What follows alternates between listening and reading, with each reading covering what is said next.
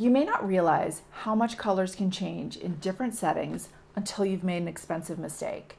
I strongly suggest going through the planning steps and obtaining samples for everything you're considering, including rugs, fabrics, window treatments, paint colors, wood or metal colors for both furniture as well as existing wood colors in your home, and even down to the art and accessories if you have specific pieces that you know you want to use.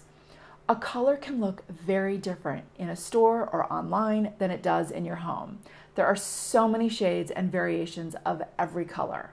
For example, you could bring a white paint sample home and discover that it looks really yellow or really gray with the light you have and the existing furniture you have.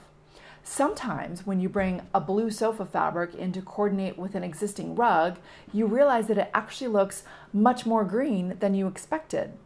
It's super important to collect samples for as many new potential purchases as you can and look at them all together in the space they'll be placed at various times of the day as the light changes.